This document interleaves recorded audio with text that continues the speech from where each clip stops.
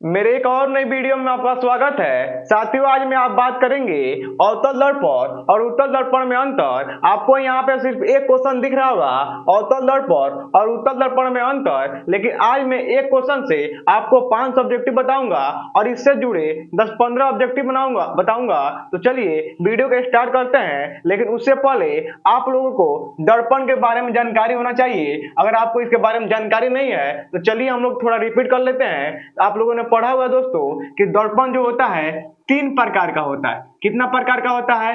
3 प्रकार का होता है। पहला होता है समतल दर्पण, दूसरा होता है गोलीय दर्पण और तीसरा होता है परवलयिक दर्पण। अब देखिए, जो गोलीय दर्पण होता है वो 2 प्रकार का होता है। कितने प्रकार का होता है गोलीय दर्पण? 2 प्रकार का गोलीय दर्पण। पहला जो होता है उसको बोलते हैं उत्तल दर्पण और दूसरा को बोलते हैं हम लोग अवतल दर्पण। इतना तो आप लोगों को तो पता ही होगा। गोलीय दर्पण कितने प्रकार का होता है? 2 प्रकार का होता है। पहला होता है उत्तल दर्पण, दूसरा होता है अवतल दर्पण। यानी जो उत्तल दर्पण अवतल दर्पण है वो किसका भाग है? किस दर्पण का भाग है? गोलीय दर्पण का। किस दर्पण का? गोलीय दर्पण का। ठीक ना? बस आपको इतना ध्यान रखना है, जो दर्पण होता है 3 प्रकार का होता है और जो उत्तल दर्पण है और अवतल दर्पण है या किस दर्पण का भाग है जी? किसका भाग है? गोलीय दर्पण का। ठीक है, इतना ही आपको बताना चाहता था। चलिए स्टार्ट करते हैं। यहाँ पे दिया है अवतल दर्पण और उत्तल दर्पण। ठीक है, चलिए अंतर जानने से पहले हम लोग जान लेते हैं कि उत्तल दर्पण क्या है, अवतल दर्पण क्या है या किसे कहते हैं। देखिए यहाँ पे लिखा है पहला टॉपिक में अवतल दर्पण का परावर्तक सतह धसा रहता है। कैसा रहता है? धसा रहता है। और उत्तल दर्पण का परावर्तक सतह कैसा रहता है? उभरा रहता है। कैसा रहता है? उभरा रहता है। चलिए अगर आपसे कोई पूछता है कि अवतल दर्पण किसे कहते हैं, कौन दर्पण? अवतल दर्पण किसे कहते हैं, तो हम बोल सकते हैं वैसा दर्पण जिसका परावर्तक सतह कैसा रहता है? धसा रहता है। कैसा रहता है? धसा रहता है। उसे हम लोग कौन दर्पण कहते हैं? अवतल दर्पण कहते हैं। कौन दर्पण कहते हैं? अवतल दर्पण कहते हैं। ठीक ना? ध्यान से समझिएगा, एक एक टॉपिक आपको बताऊंगा, बस थोड़ा धैर्य रखिएगा। ठीक ना? यहाँ पे देखिए अवतल दर्पण। अंतर जानने से पहले जान लेते हैं दर्पण के बारे में। अवतल दर्पण किसे कहते हैं और उत्तल दर्पण किसे कहते हैं। ठीक ना? अभी बताएं आपको अवतल दर्पण में बोलेंगे। अगर कोई पूछता है आपसे कि अवतल दर्पण क्या है, तो बोलेंगे वैसा दर्पण। क्या बोलेंगे? वैसा दर्पण जिसका परावर्तक सतह कैसा रहता है? धसा रहता है। कैसा रहता है? धसा रहता है। उसे हम लोग कौन दर्पण कहते हैं? अवतल दर्पण कहते हैं। वैसे ही सेम बोल देंगे उत्तल दर्पण। कोई पूछता है कैसे कहते हैं, तो बोल देंगे वैसा दर्पण जिसका परावर्तक सतह, कौन सतह? परावर्तक सतह कैसा रहता है? उभरा रहता है। कैसा रहता है? उभरा रहता है। उसे हम लोग कौन दर्पण कहते हैं? उत्तल दर्पण कहते हैं। कौन दर्पण कहते हैं? उत्तल दर्पण कहते हैं। ठीक ना? इसमें कोई दिक्कत नहीं है। क्या बोलेंगे अवतल दर्पण में? बोलेंगे वैसा दर्पण जिसका परावर्तक सतह कैसा रहता है? धसा रहता है। कैसा रहता है? धसा रहता है। उसे हम लोग अवतल दर्पण कहते हैं। और कोई पूछता है उत्तल दर्पण किसे कहते हैं, तो बोलेंगे वैसा दर्पण जिसका परावर्तक सतह कैसा रहता है? कैसा रहता है? उभरा रहता है। तो हम लोग क्या कहते हैं? उसे उत्तल दर्पण कहते हैं। ये तो हो गया मेरा उत्तल दर्पण किसे कहते हैं, अवतल दर्पण किसे कहते हैं। अब चलिए अगर आपसे कोई पूछता है अवतल दर्पण और उत्तल दर्पण में अंतर बताइए। ठीक ना? तो कैसे लिखिएगा? सबसे पहले लिख देंगे उत्तल दर्पण और अवतल दर्पण में अंतर निम्नलिखित है। एक तरफ लिखेंगे अवतल दर्पण और एक तरफ लिखेंगे उत्तल दर्पण। ठीक ना? चलिए पहला पॉइंट लिखे हैं अवतल दर्पण का परावर्तक सतह कैसा रहता है? धसा रहता है। अभी आपको बताएं, वैसे ही बोल देंगे उत्तल में उत्तल दर्पण का परावर्तक सतह कैसा रहता है दोस्तों? उभरा रहता है। कैसा रहता है? उभरा रहता है। ये तो मेरा पहला अंतर हो गया।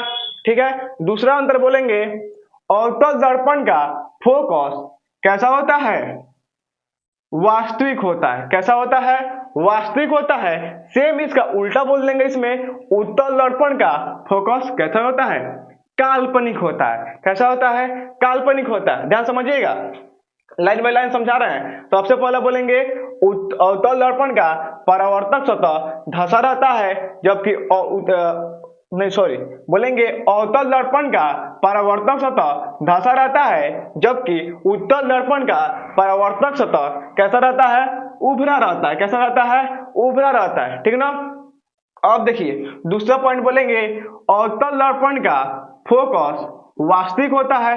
कैसा होता है, वास्तविक होता है, जबकि सॉरी बोलना चाहिए अवतल, तो बोल दे रहे हैं उत्तल। ठीक है, ध्यान समझिएगा।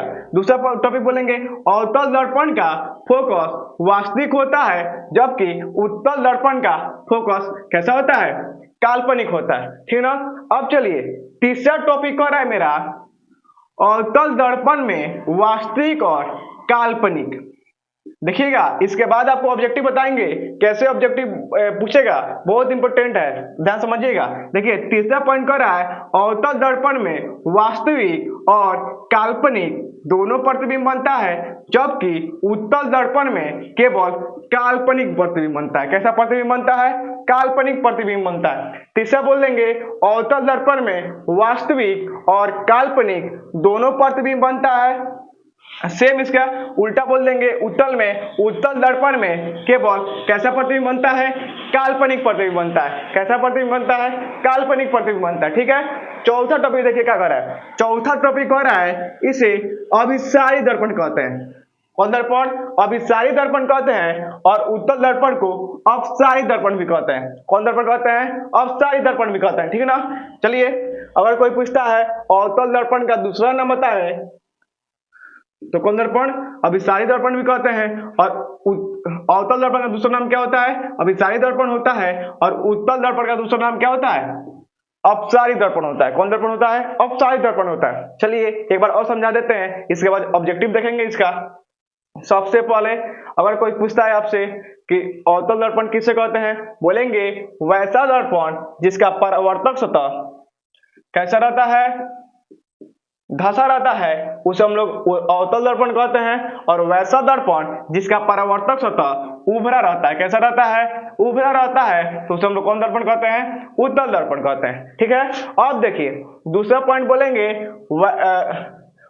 ये तो हो गया अवतल दर्पण और उत्तल दर्पण किसे कहते हैं। अब अगर कोई पूछता है कि अवतल दर्पण और उत्तल दर्पण में अंतर बताइए, तो बोलेंगे पहला पॉइंट, अवतल दर्पण का परावर्तक सतह धंसा रहता है, जबकि उत्तल दर्पण का परावर्तक सतह कैसा रहता है, उभरा रहता है। ठीक है, ये तो हो गया मेरा पहला पॉइंट अंतर में। दूसरा बोल देंगे, अवतल दर्पण का फोकस कैसा होता है, वास्तविक होता है, जबकि उत्तल दर्पण का फोकस कैसा होता है, काल्पनिक होता है। ठीक है। तीसरा टॉपिक बोल देंगे, अवतल दर्पण में वास्तविक और काल्पनिक दोनों प्रतिबिंब बनता है, जबकि उत्तल दर्पण में केवल काल्पनिक प्रतिबिंब बनता है।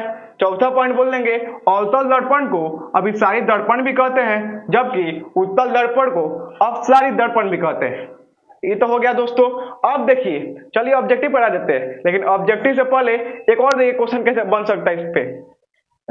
अगर आपसे कोई पूछता है अवतल दर्पण का विशेषता बतावें, क्या कहें, विशेषता बतावें या गुण बतावें, ठीक ना, तो बोल देंगे अवतल दर्पण का विशेषता निम्नलिखित है। पहला टॉपिक बोल देंगे, अवतल दर्पण का परावर्तक सतह धंसा रहता है। दूसरा टॉपिक बोल देंगे, अवतल दर्पण का फोकस वास्तविक होता है। तीसरा टॉपिक बोल देंगे, अवतल दर्पण में वास्तविक और काल्पनिक दोनों प्रतिबिंब बनता है। चौथा टॉपिक बोल देंगे, इसे यानी अवतल दर्पण को अभिसारी दर्पण भी कहते हैं। यह हो गया इसका क्या, विशेषता हो गया, इसका गुण हो गया, लक्षण हो गया। ठीक ना।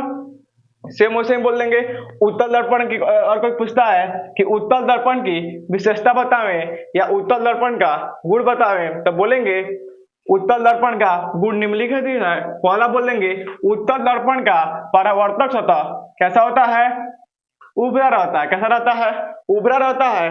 दूसरा टॉपिक बोल देंगे, उत्तल दर्पण का फोकस कैसा होता है, कैसा होता है, काल्पनिक होता है। तीसरा बोल देंगे उत्तल दर्पण में केवल काल्पनिक प्रतिबिंब बनता है। चौथा बोल देंगे इसे अपसारी दर्पण भी कहते हैं। ये क्या हो गया, उत्तल दर्पण का ही विशेषता हो गया, गुण हो गया।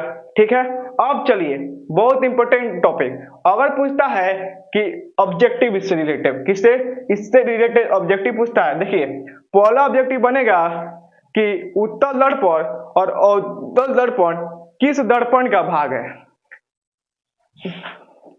किसका, गोलीय दर्पण का। किसका, गोलीय दर्पण का। अभी बता है दर्पण तीन प्रकार का होता है।